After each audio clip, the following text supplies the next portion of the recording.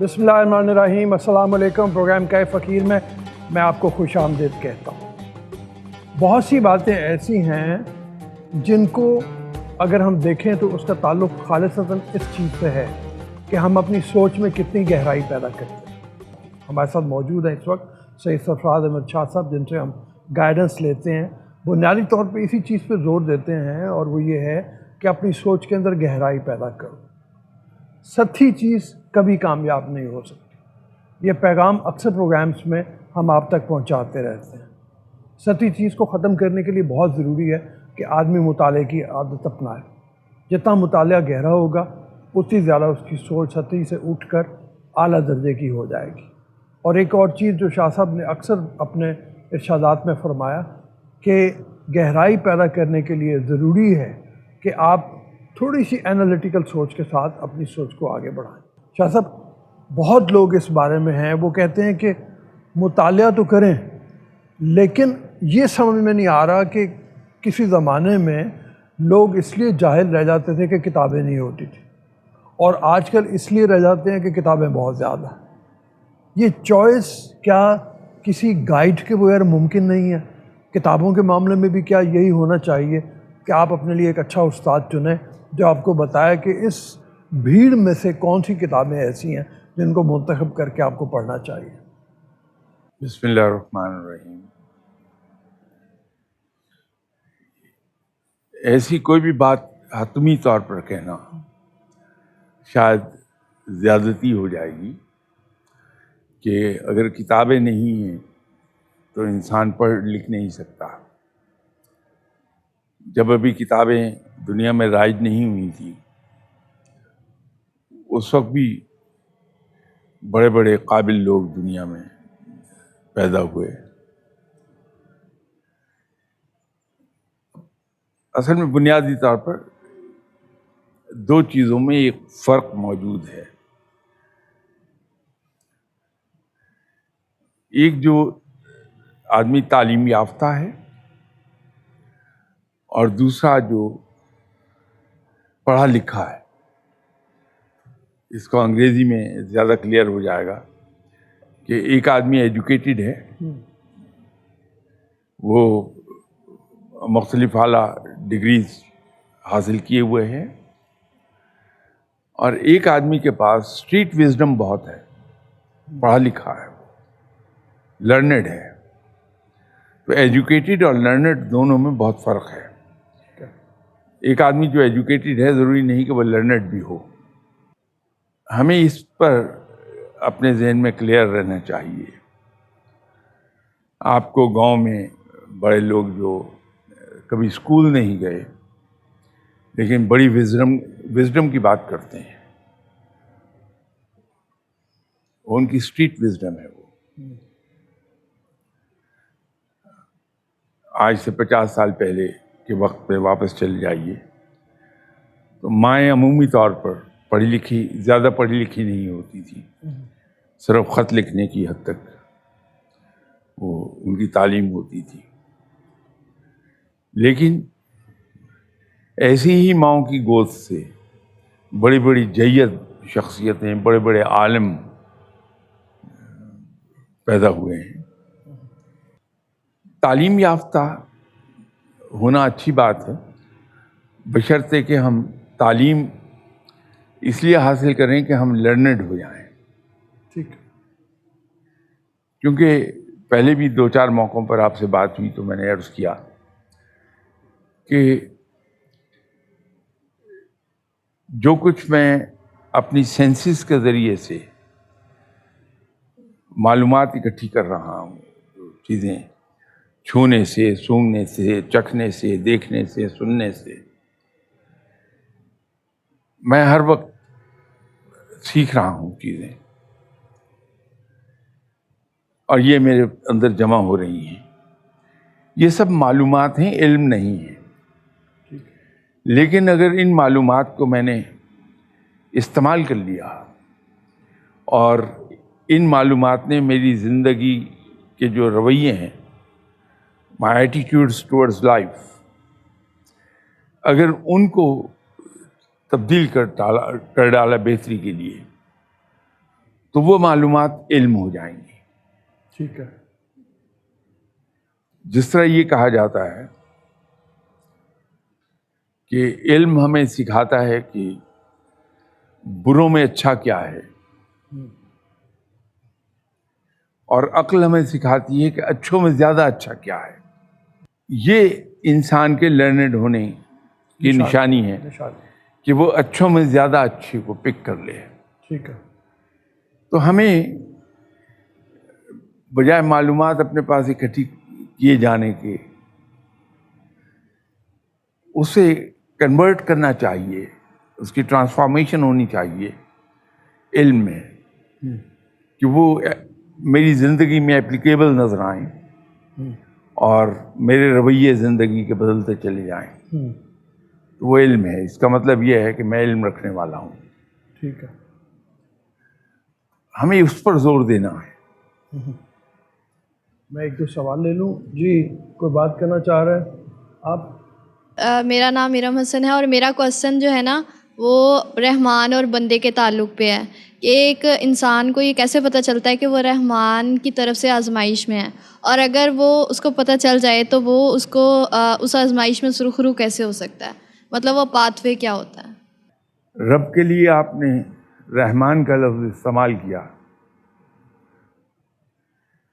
جو ہے ہی رحمان، وہ مجھے امتحان میں کیوں ڈالے گا؟ وہ تو مہربان ہے، وہ مجھے لک آفٹر کرے گا اور مجھ پر رحم رکھے گا. رب کے ساتھ جو رشتہ ہے ہمارا، اس کو ریویو کرنا چاہیے. رب کے ساتھ اگر بندے کا رشتہ آقا اور غلام کا ہو جائے تو وہ بہترین رشتہ ہوگا. غلام کی اپنی کوئی مرضی نہیں ہوتی. میں نے یہاں کسی پروگرام میں ایک قصہ سنایا تھا. ایک بڑے بزرگ گزرے ہیں، ابو بن اعظم، اور ہمارے یہاں کلاس 9 میں جب ہم پڑھتے تھے تو ہماری انگلش پوئٹری کی کتاب میں ایک نظم تھی جس میں حضرت ابو بن اعظم کا ذکر تھا. ان کے عقیدت مند شاگرد بہت تھے. ایک صاحب نے دیکھا کہ انہیں اس عمر میں بھی بہت سخت کام کرنا پڑتا ہے، تو وہ ایک غلام خرید لایا، اور غلام بھی شکل صورت کا بڑا اچھا تھا، تنومند جوان تھا، اور لا کے اس غلام کو پیش کیا جناب حضرت ابو بن اعظم کی خدمت میں. تو ابو بن اعظم بہت خوش ہوئے غلام کو دیکھ کے، اس کی فزیک، اس کا شکل صورت، اس کے طور طریقے. تو اس سے کہا کہ تمہارا نام کیا ہے؟ تو غلام نے جواب دیا کہ حضور میرا کوئی نام نہیں، وہی نام ہے جس سے آپ پکاریں. تو ابن اعظم نے کہا کہ اچھا آپ کس نام سے پکارا جانا چاہیں گے؟ جس نام سے آپ پکارنا پسند کریں گے. تو ابن اعظم نے کہا کہ تم کھانے میں کیا پسند کرتے ہو؟ تو عرض کی کہ جو آپ کھلا دیں. ابن اعظم نے پوچھا کہ تم کس وقت سونا پسند کرتے ہو؟ کہا کہ جب آپ اجازت دے دیں. تو ابن اعظم نے چیخ ماری اور بے ہوش ہو گئے. جب دوبارہ سینسز میں آئے تو لوگوں نے پوچھا کہ حضور کیا ہوا تھا؟ میں کہا کہ مجھے یہ ایک دم احساس ہوا کہ یہ غلام اپنے ہی جیسے ایک انسان کا غلام ہے، اور اس نے اپنے ارادے اور اپنی خواہشات، اپنی پسند سب میری پسند کے تحت کر دی ہیں. تو میں تو رب کا غلام ہوں، تو میں اپنی مرضی کیوں اختیار کرتا ہوں؟ تو رب تعالیٰ کے ساتھ جب ہمارا یہ رشتہ ہو جاتا ہے تو پھر آزمائش میں نہیں پڑتا. رب کی طرف سے جو مل گیا. میں ایک بزرگ کے پاس بیٹھا کرتا تھا. تو مغربی تعلیم انسان کے ذہن کو کیپچر کیے رکھتی ہے. تو مجھ پر بھی مغربی تعلیم کا اثر تھا. جن بزرگ کے پاس جا کے میں بیٹھتا تھا ان کا جو کمرہ تھا وہ تھا 5.5 feet by 3.5 feet. پرانا ہندو کے زمانے کا مکان تھا. اس میں جو باتھ روم تھا مالک مکان نے انکم بڑھانے کے لیے اس کو کمرے میں کنورٹ کیا ہوا تھا. نہ کوئی روشن دان، نہ کوئی کھڑکی دروازہ تھا. تو وہاں وہ بیٹھتے تھے. میں آفس سے اٹھا اور وہاں چلا گیا. تو بیٹھ کے میری زبان سے یہ جملہ نکل گیا کہ سر آج گرمی بہت ہے. ایک دم بھڑک اٹھے. یہ تم نے کیسے کہہ دیا؟ تم کون ہو اپنے آقا کی کسی کام پر انگلی اٹھانے والے؟ یہ آقا کی مرضی ہے، وہ گرمی کم کر دے، زیادہ کر دے، سردی زیادہ کر دے، بارش زیادہ برسا دے. تمہیں یہ حق کس نے دیا کہ تم اپنے آقا پر کے کسی کام پر انگلی اٹھاؤ؟ اب جب یہ رشتہ ہمارا رب کے ساتھ ہو جاتا ہے، وہی رشتہ صحیح ہے کہ جو کچھ مجھے مل رہا ہے، جو کچھ میری طرف آ رہا ہے، یہ میرے رب کی دین ہے اور وہی میرے لیے اچھا ہے. جی آپ سر میں ایک سوال کرنا چاہتی ہوں آپ سے کہ جس طرح پہلے بھی ایک اسکول اور انسٹیٹیوٹ کی آپ بات کر رہے تھے، اس کے حوالے سے سوال ہے کہ اسکولس میں کہتے ہیں کہ بچے جو ہیں وہ گھر سے سیکھتے ہیں، گھر والے کہتے ہیں نہیں اسکول سے سیکھتے ہیں. تو نہ اسکول والے مانتے ہیں نہ گھر والے مانتے ہیں، مطلب ایکسیپٹنس نہیں ہے، نہ اپنے کو رسپانسبلٹی وہ مانتے ہیں. تو اس حوالے سے کیا حل ہے کہ وہ اپنے رسپانسبلٹی بھی مانیں اور جو ہے نا جو پاکستان میں بھی جس طریقے سے نظام چل رہا ہے وہ تعلیمی اور گھر کا بھی نظام وہ بہتر ہو سکے؟ بہت ہی سمپل چیز ہے.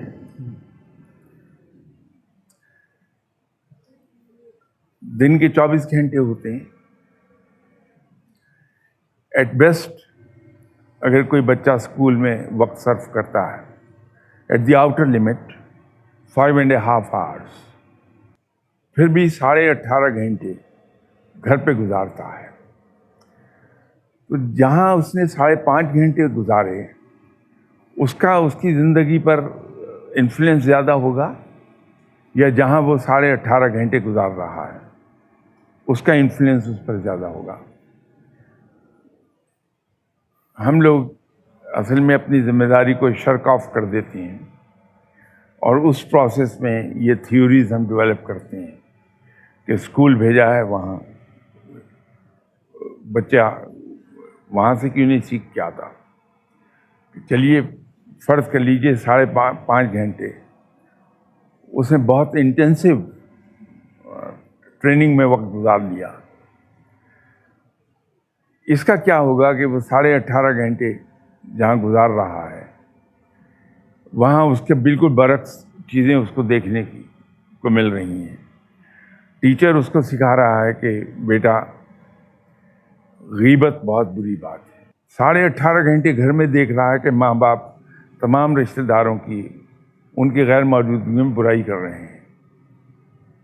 ٹیچر اس کو کہتا ہے کہ بیٹا جھوٹ بولنا بہت بری بات ہے. گھر پہ باپ اس کو کہتا ہے کہ میرے دوستان کو جا کے کہہ دو ابو گھر پہ نہیں ہے. کیا سیکھے گا وہ؟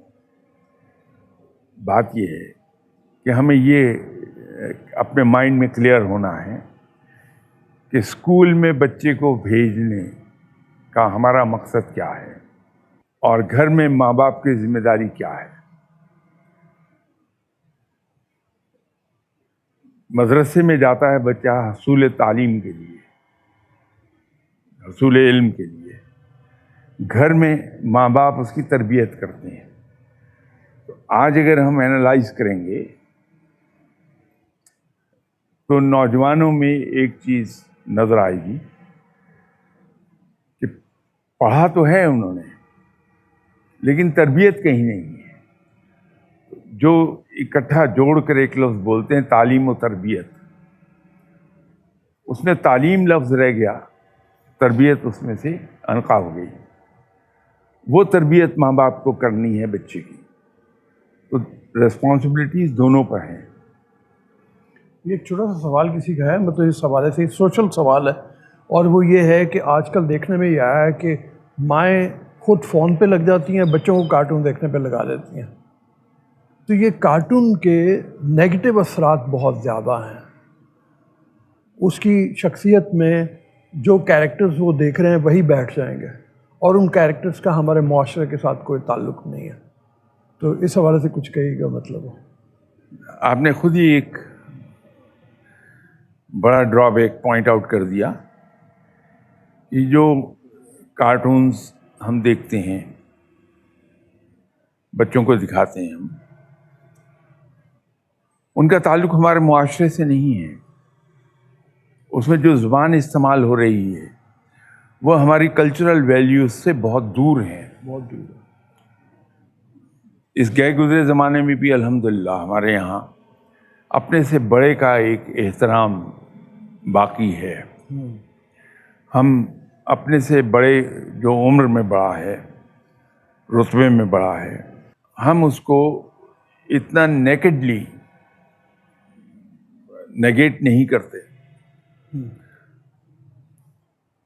وہ مغرب میں بنی ہیں فلمیں جو بچہ دیکھ رہا ہے, ان کا اپنا ایک کلچر ہے. اس کلچر کو وہ ریپریزنٹ کر رہی ہیں وہ فلمیں. تو ہمارے یہاں جو بچہ سیکھتا ہے وہ وہی زبان سیکھتا ہے جو ان فلموں میں یوز ہو رہی ہے, اور ہمارے معاشرے میں ایکسیپٹیبل نہیں ہے وہ کسی طور بھی.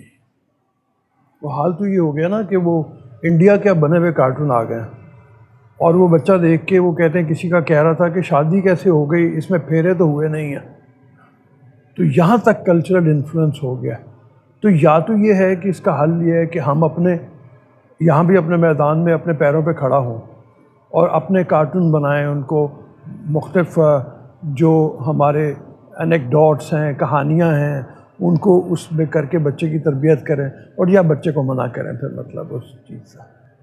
آپ منع تو کر نہیں سکتے, آپ کس حد تک اسے ایک مخصوص سیٹ آف سرکمسٹانسز میں کنفائن کریں گے, وہ ممکن نہیں ہے آج کے زمانے میں. اس کی فنگر ٹپس پر پورا زمانہ پڑا ہے, پوری دنیا کھلی پڑی ہے, ہم روک نہیں پاتے. اس کا صرف ایک ذریعہ ہے کہ ہم اپنی کلچرل ویلیوز جو ہیں, ہماری مورل ویلیوز جو ہیں, اس کے اندر اتنی شدت سے کوٹ کوٹ کے بھر دیں کہ باہر کی کوئی چیز اس میں ڈینٹ نہ ڈال سکے. تو وہ اسے سنے گا, مینٹلی ریجیکٹ کر دے گا.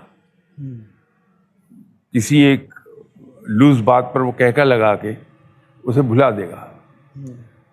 نقش جو امپرنٹ آئے گا اس کے ذہن پر, وہ ہماری ہی کلچرل ویلیوز اور ہماری ہی مورل ویلیوز کا رہے گا. تو بچے کی تربیت صحیح ہوتی جائے گی. ہم اسے بند کباڑوں کے پیچھے نہیں رکھ پائیں گے بچے کو. اس پہ فوراً تہذیب کا اثر آنا ہی آنا ہے. اس کو صرف ایک کام کیا جائے گا کہ سمندر میں ہم دیوار بناتے ہیں, اس کا پانی سالٹش ہے, وہ سیمنٹ کو کھا جائے گا, برکس کو کھا جائے گا. وہاں پہ لہریں پیدا ہوں گی, وہاں سویل بھی ہوگی, طوفان بھی آئیں گے. لیکن ہم ان تمام چیزوں کو اکاؤنٹ فار کر لیتے ہیں دیوار بنانے سے پہلے. اور سمندر کے اندر جب دیوار بناتے ہیں ہم, تو special type of cement use کرتے ہیں جو ریزسٹنٹ ہوتا ہے اس پانی میں پائے جانے والے کیمیکلز کو، تو یوں ایک بار بنی ہوئی دیوار کئی 100 سال کھڑی رہتی ہے۔ تو ہمیں یہ دیکھ کے کہ بچے پر انفلوئنسز آنے ہیں، ہم بچے کی تربیت اس طرح سے کر دیں کہ وہ چیزیں اس پر اثر انداز نہ ہو سکیں۔ ٹھیک ہے، انجوائے کرے لیکن اثر انداز نہ ہوں۔ ٹھیک ہے جی آپ۔ سر میرا سوال یہ ہے کہ ہر انسان کی زندگی میں خوشی اور غمی کے مواقع آتے ہیں، بندہ مومن کا اپنے رب سے تعلق کا کیا تقاضا ہے جب اس کے پاس ایک انتہائی خوشی کا ایک موقع آ جائے؟ اس کو جناب حضرت علی کرم اللہ وجہہ نے بہت خوبصورت طریقے پر واضح کیا تھا۔ جناب حضرت علی کرم اللہ وجہہ نے فرمایا کہ مومن وہ ہے جس کو کسی چیز کے ملنے کی خوشی نہ ہو اور کسی چیز کے کھو جانے کا غم نہ ہو۔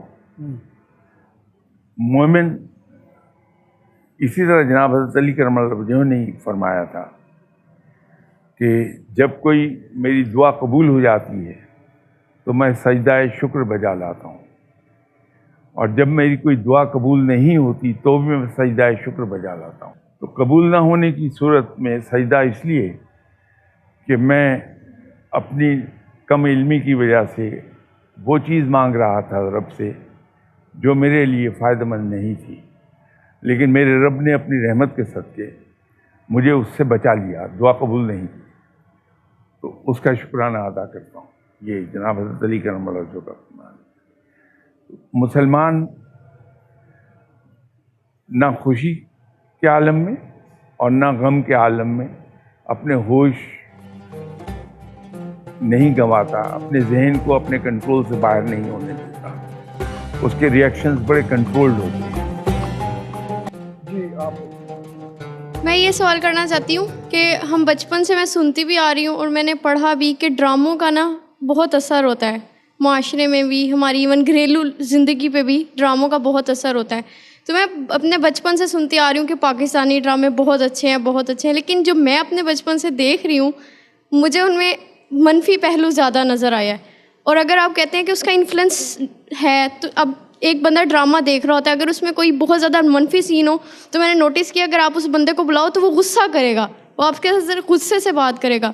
تو میرا یہ ہے کہ کیا منفی چیز دکھا کے منفی چیز کو ٹھیک کیا جانا صحیح ہے، یا ہم مثبت دکھا کے بھی تو معاشرے کو ٹھیک کر سکتے ہیں؟ لیکن ہمیں یہی کہا جاتا ہے نا کہ ہم منفی چیزیں اس لیے دکھاتے ہیں تاکہ لوگ اس سے سبق سیکھیں۔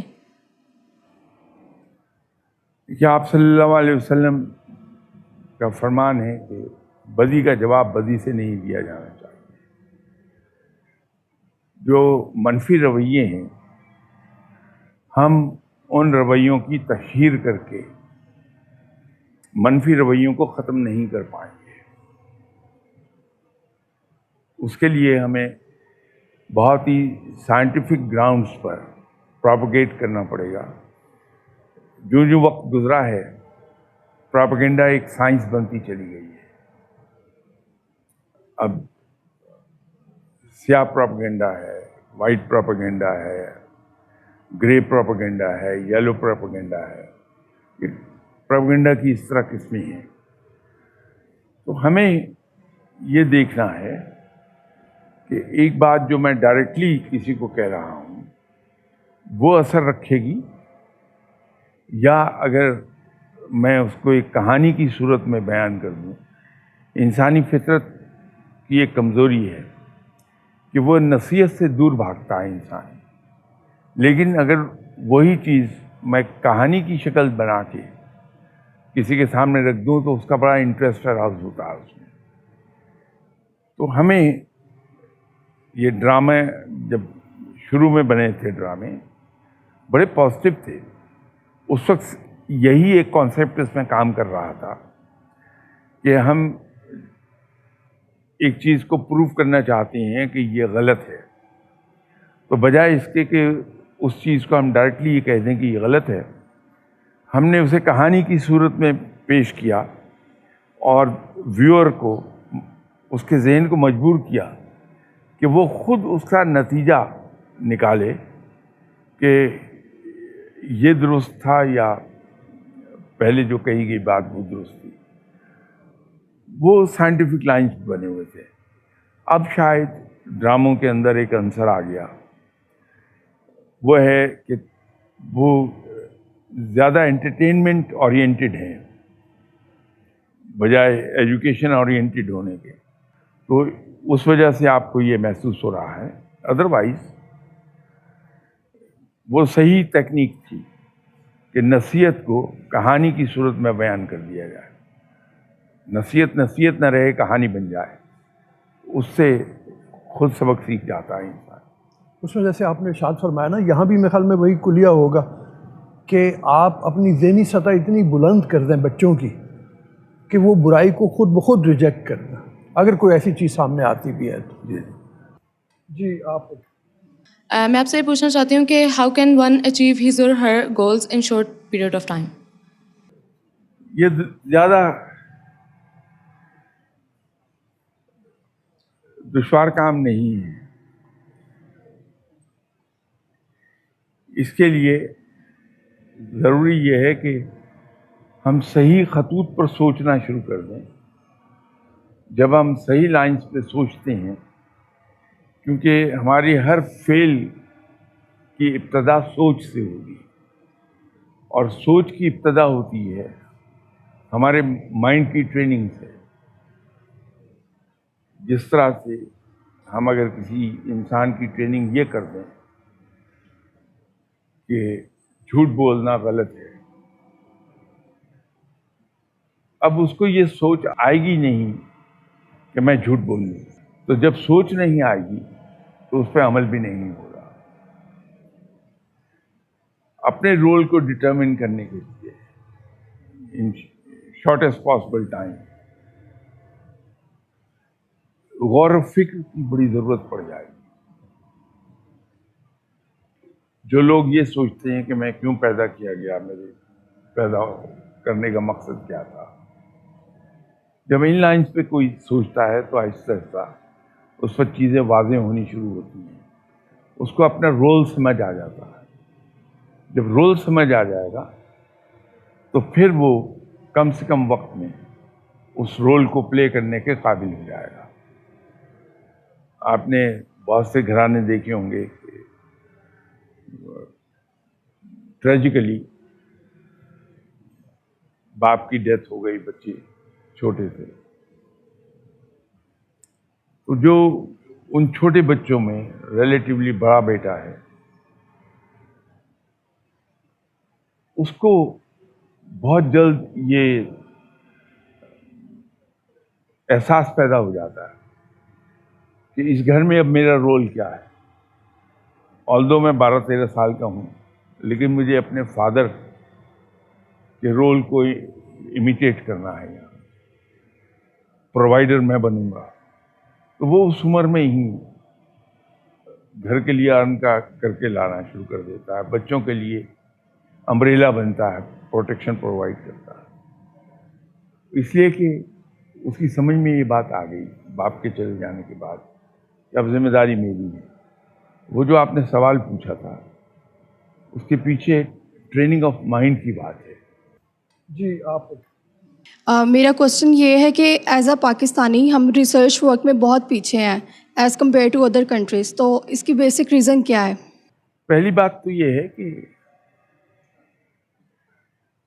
ہم ایک ایفرٹ کریں کہ ہم قوم بن جائیں. جب قوم بن جائیں گے تو ہماری منزل خود متعین ہوتی ہے کہ ہمیں اس منزل تک جانا ہے. جب وہ منزل کا تعین ہو جاتا ہے تو پھر ہم صحیح راستہ بھی پکڑ لیتے ہیں. اور وہ صحیح راستہ آج کی دنیا میں یہی ہے کہ علم و تحقیق کا راستہ اختیار کر لیا جائے. اگر آپ اسلام آباد جانا چاہتی ہیں تو پہلا کام تو آپ نے یہ کیا کہ آپ نے یہ تعین کر لیا کہ مجھے اسلام آباد پہنچنا ہے فلاں دن فلاں وقت تک. اس کے بعد آپ نے اپنے سفر کی تیاری کی ہے اور آپ نے موٹر وے پکڑ لیا. اس وقت مقررہ پر جا کے اپنی منزل پہ پہنچ جائیں گے آپ. تو سب سے پہلی بات تو یہ ہے کہ ہم یہ تو سوچیں کہ ہم ایک قوم ہیں، موب نہیں ہے. اس وقت ہمارے رویے قوم سے زیادہ ایک موب کے سے ہیں. پہلی بات تو یہ ہے کہ ہم ٹرانسفارم ہوں انٹو اے نیشن، پھر ہماری منزل کا تعین ہم کر لیں اور اس کی جو منزل پہ پہنچنے کے لیے سفر کرنے کی جو پری ریکویزٹس ہیں اس کو ہم پورا کریں. اس میں علم و تحقیق ایک بنیادی چیز ہے. سر اکثر ہم لوگوں نے دیکھا ہے کہ لوگ بغیر تصدیق کے دوسروں پہ الزام تراشی کر دیتے ہیں، جس کا بہت نیگیٹو امپیکٹ ہوتا ہے. اگلے بندے کا امیج آپ کے سامنے ٹوٹلی خراب ہو جاتا ہے. تو اس تلخ رویے کو کس طرح سے تبدیل کیا جا سکتا ہے؟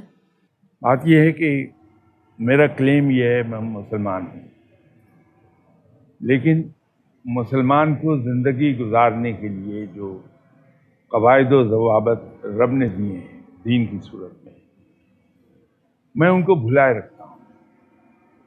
ہمارا دین قطعی طور پر یہ اجازت نہیں دیتا کہ ہم کسی کی غیبت کر لیں، ہم کسی کے بارے میں کوئی ایسی بات کہیں جس سے اس کی عزت پہ حرف آتا ہو، ہم کوئی ایسی بات کہیں جس سے کسی کا دل دکھ جاتا ہو. اگر ہم اس ایک رسی ہی کو مضبوطی سے پکڑے رکھیں تو ہم ان چیزوں سے دور ہو جائیں گے. وہ جو آپ نے اپنے سوال میں ایک بات فرمائی کہ اس سے امیج خراب ہو جاتا ہے. آپ اس وقت یہاں سب لوگ موجود ہیں، چینل کا عملہ بھی موجود ہے.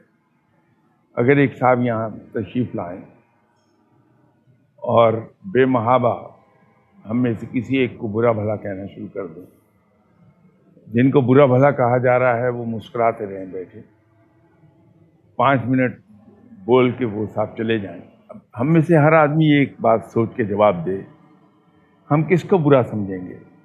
جنہوں نے آ کے یہاں برا بھلا کہا یا جن کو کہا گیا؟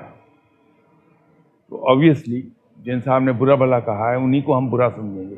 امیج کس کا خراب ہوا؟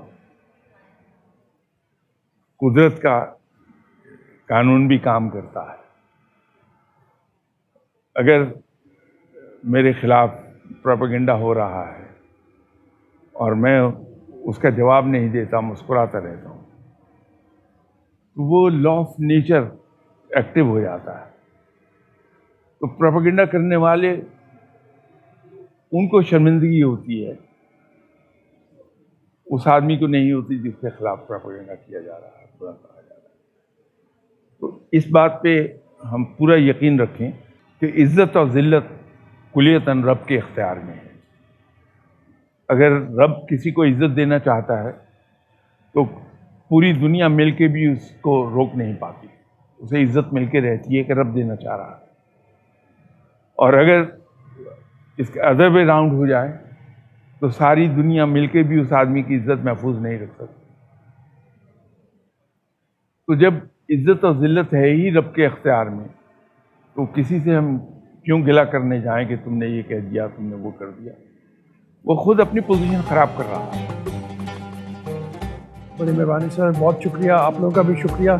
ہمارے پروگرام کا وقت اب ختم ہو رہا ہے. میں ہمیشہ آپ سے استدعا کرتا ہوں کہ اپنے سوال ہمیں بھجوائیے، ہم ان کو پروگرام میں شامل کریں گے، شاہ صاحب کے سامنے رکھیں گے اور انشاءاللہ تعالیٰ ایسے جواب لیں گے جو آپ کے لیے گائیڈنس کا ذریعہ بن سکے. ابھی اجازت دیجیے. اللہ حافظ.